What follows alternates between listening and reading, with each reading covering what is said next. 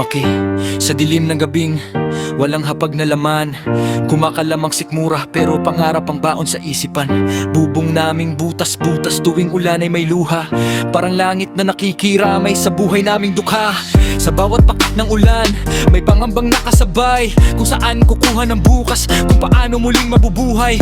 Minsan tubig lang ang laman ng tiyan sa magdamag, habang mga matay gising sa pag-asang di matitinag. Nakikita ko si inay na pagod ngunit nakangiti pa rin, itinatago ang sakit upang kami lakasan ng damdamin. At si itay na ang palad ay sugatan sa paghahanap buhay, bawat kalyo sa kanyang kamay, kwento ng laban sa tunay na buhay. Doon ko natutunan ang hirap ay hindi suba ng tadhana, kundi apoy na susubok kung gaano katatag ang iyong diwa. Kaya kahit lugmok ang buhay at halos wala nang masandalan, yakap ko pa rin ang pangarap dahil alam kong may kahantungan. Bawat luhay naging armas, bawat sugat ay aral, bawat bagsak sa lupa'y nagturo kung paano tumindig ng marangal.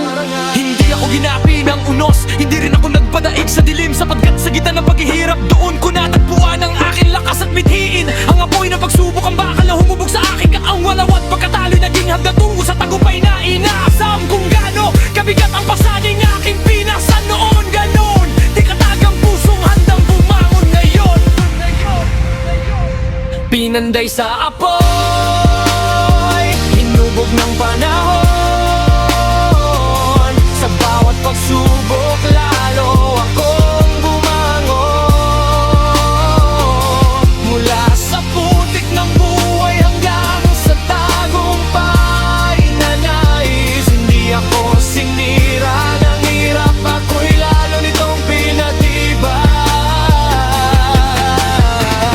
Hindi ako pinalaki ng ginhawa kundi ng unos at bagyo, kaya bawat suntok ng buhay ay tinanggap kong ensayo. Habang sila'y nakatingin sa hadlang, ako'y nakatanaw sa direksyon, dahil ang pangarap ay para sa may tapang at determinasyon. Ginawa kong bayang pagdududa, ginawang apoy ang pait, bawat hindi mo kaya ay dahilan para lalo akong pumait. Mula sa putik ng kahapon hanggang sa rurok ng tagumpay, patunay na ang taong matatag ay walang pagsubok na di kayang malampasan.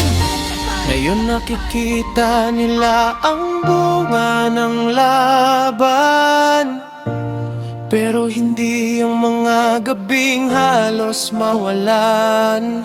Ang mga peklat ko'y medalya ng tagumpay, patunay na ang mga sugat ng kahapon ay maaaring maging lakas ng bukas.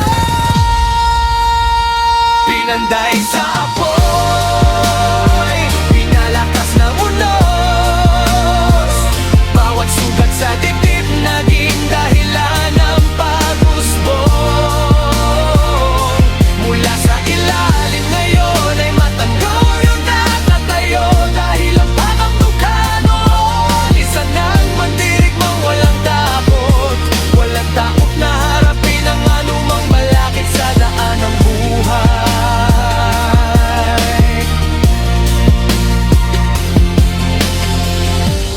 Lang ang kahirapan kung matibay ang loob, ang apoy ng pagsubok kang siyang humubog. At kung may pangarap kang gustong abutin, gawing lakas ang bawat sakit at huwag susuko, abutin ang tuktok at taas noo. Pieces.